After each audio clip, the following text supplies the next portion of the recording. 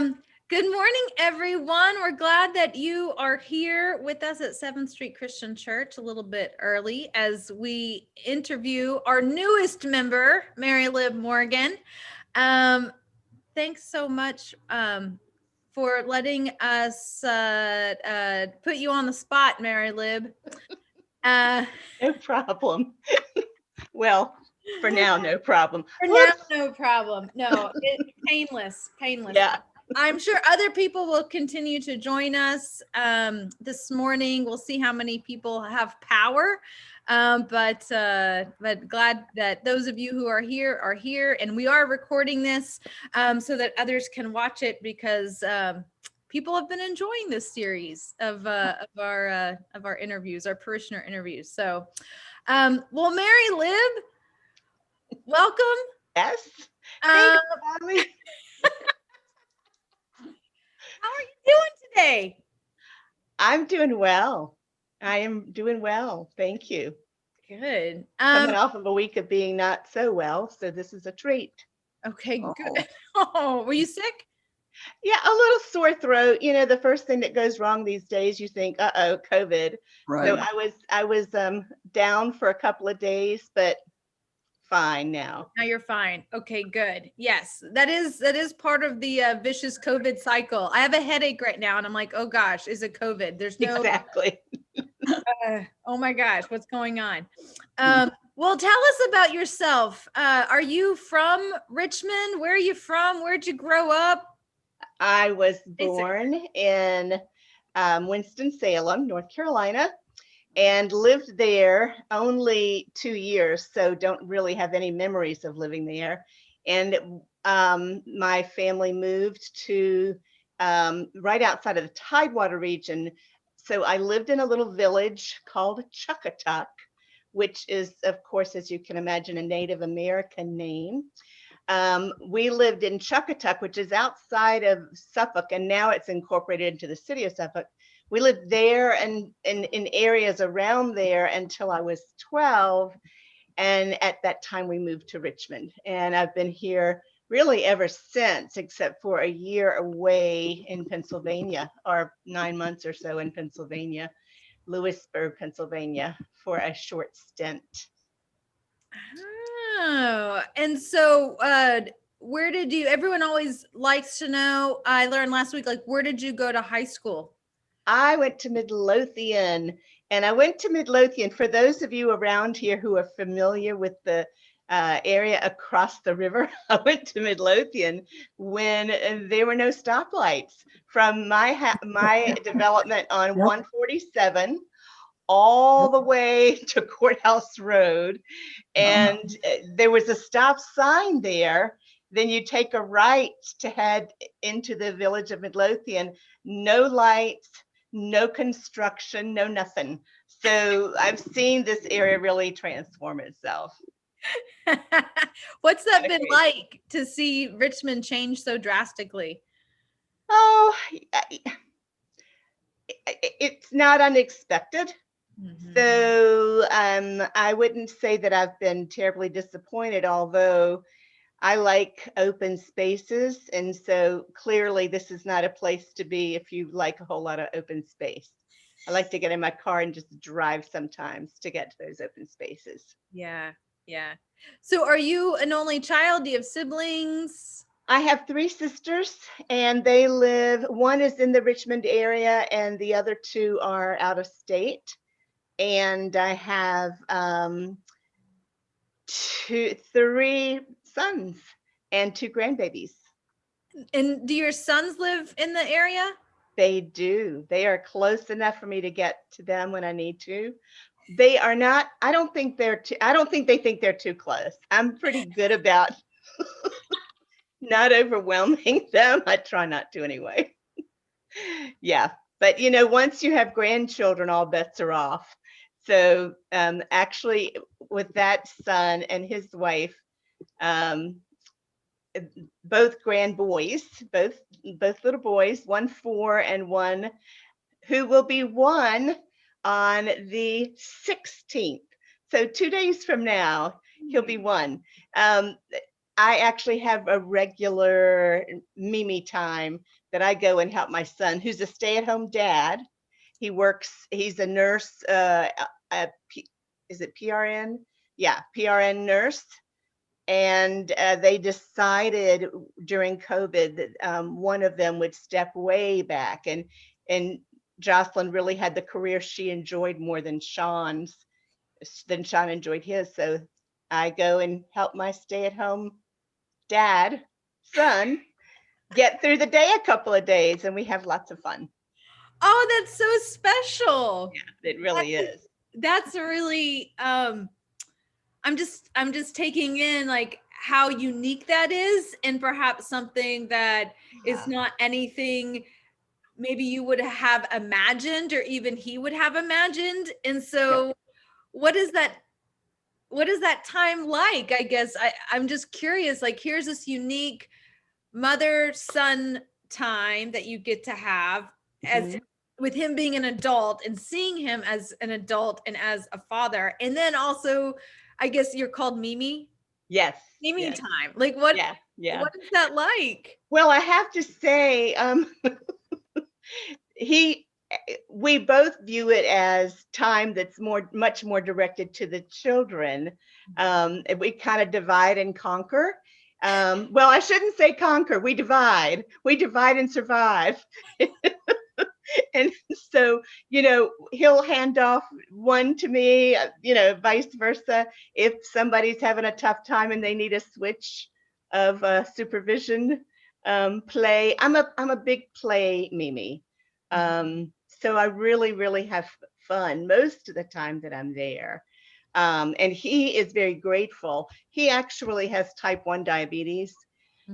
So I spend a good bit of time when I'm there. I shouldn't say a good bit of time. I spend a little bit of time in angst because I see signs of low blood sugars, and he gets it and he treats it, but he's not as proactive as I would want him to be. So I have I have to kind of step back, just kind of let the chips fall. And at least he's got an extra set of hands during those times. That's right. Oh, thank you for sharing that. You're welcome. He's awesome, though. He's awesome. That is great. So besides getting to hang out with your grandkids, what else keeps you busy? Well, I am retired, but I decided that I still had a lot. Retirement was kind of forced. I had a bunch of concussions in a row and couldn't function in my job, so I had to leave it. But once I started healing, I realized I was too young to just give up on work altogether. So I have an editing business, and I have edited some really cool books in about 18 months, going on 2 years. Wow. I've edited about 6 books that I'm just really proud of. It's an exciting opportunity. Yeah. Oh, that's wonderful. Are you able to share some of the writers that you work with? Sure. The most exciting is John Pavlovitz. If you are aware of who he is a pastor who is, he reminds me a lot of, his ministry and his heart reminds me a lot of you, Holly, and your heart and our ministry, because it's centered around social justice. And this is when I was healing. This is before I really started editing as a business, I think, or around that time. And when I read him, it just spoke to me because I was having a lot of angst around things that were happening in our world 5 years ago or so and continue to happen. And when I read him and it resonated with me, I thought, this is wonderful, but he is not a good writer. He's a fabulous creator, but the mechanics and all that stuff, he lets a lot of that stuff go. And I just thought I could help him. I'm thinking John and I have a lot of similarities. So I very stubbornly continued to I contacted him twice through his website. And then the last time I contacted him, it was, it was through his personal email. I did a little bit of investigating. He was so kind and so warm and so generous. He said, "Of course, I'd like for you to help me." Holy moly. So from there, after I played with some of his blogs, I actually took a road trip and went to meet him and was really getting to be a part of his ministry once every quarter or so. So I feel like there's a friendship there as well as this work relationship. I'm not his, he has an editor and publishing houses. I'm the person he goes to when he wants to edit self-publish. Self-published, like, So, yeah. yeah. And so he's the tip top of the heap. And then other folks I've edited are from a high school friend and a work friend. And then someone who saw my website and was impressed with the website. His name is J. Stewart Dixon, Jeff Dixon, and his book is Spirituality for Badasses. So it sounds like a lot of the stuff you, a lot of the writers you work with then maybe have religious or spiritual elements. Like that's an interest. Yeah, those two. They are the two who definitely are. The others are, one is a memoir that I've edited and some creative nonfiction. Yeah. How fun. That's so great. That's been lots of fun. And I am making a sweater for little Logan. It's in parts because I'm not a good enough knitter to do the whole thing together, but I think this will assemble into a sweater with a few more pieces. So, and that has to be ready in 2 days. Wait, and so is Logan one of your grandkids? Yeah, he's the one who will be one. He's the one. Oh, so that's his birthday gift. So that's what's keeping you busy lately. Yeah. And painting. Oh, and that's right. You're painting. I love the color. It looks really lovely. Yes. It's a calming improvement. The other one I thought I loved, and then all of a sudden I couldn't stand it. I said, I've got to change this fast. We're spending it looks much lighter and brighter. I'm sorry? It looks much lighter and brighter.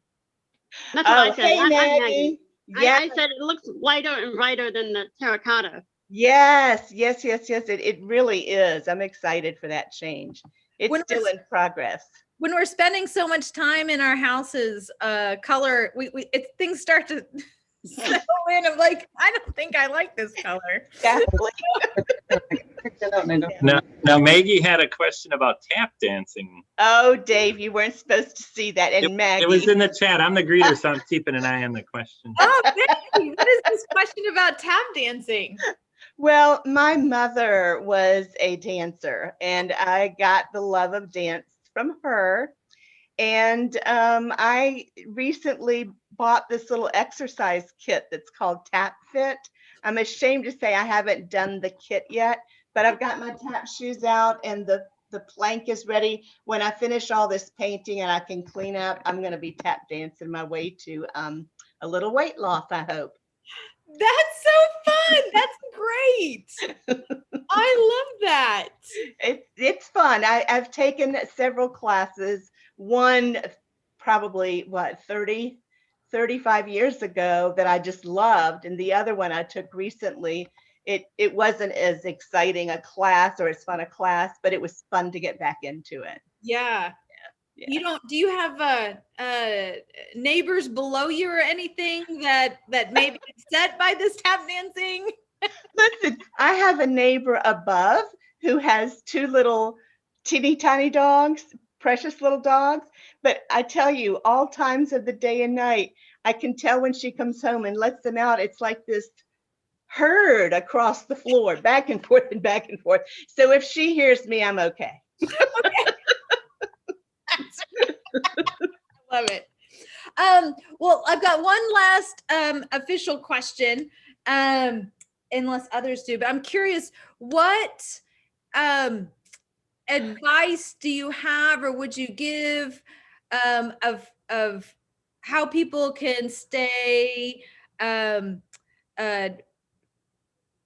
like help survive during this COVID time? Like, what have you been doing that's helped you survive and thrive during COVID? Well, I'll be honest, it wasn't until about 3 weeks ago that I felt like I was thriving. I was at home knowing I had plenty of time to do whatever I wanted or needed to do. And I engaged in some things like knitting. Hey, Jess, I engaged in knitting and that kind of thing, enough, I guess. But a few weeks ago, I felt like I had an extra level of recovery in my head injuries. Oh, wow. And I felt like I got my motivation back. And so now it's easy to say, oh, well, get off your duff and get busy. But for most of the pandemic, I was not functioning in that place. Right. So I guess I would say, if you are in a place of having a tough time during all of this, a particularly tough time, give yourself plenty of grace. Amen. And pray that you are able to hear or feel nudges that come your way to get off your duff and stay busy. I think one of the things that I think makes a difference is figuring out how you can still give. Like, I have struggled with wanting to be a part of the neighborhood effort to help a really hurting community. But I have 2 grandchildren I am fiercely protective of in terms of their health. And I'm not going to subject myself to things that could conceivably get me sick. So I look for ways to get involved electronically. Yeah. You know. That's a great, I mean, you bring up a great point, and one of I think a tension that so many of us feel, especially even at church, right? We're like, oh, we should be out in our community, and we're used to physically being engaged. And right now there's just been a shift, whether that is caretaking for those, like for ourselves, or those of us at home, or schooling our children, online school or what have you. And like, and those are absolutely valuable, and like that's important. That is also important time, and remembering, I think you use the word grace, being gentle with ourselves in these tough times. And I'm sure we've seen a number of different reminders, like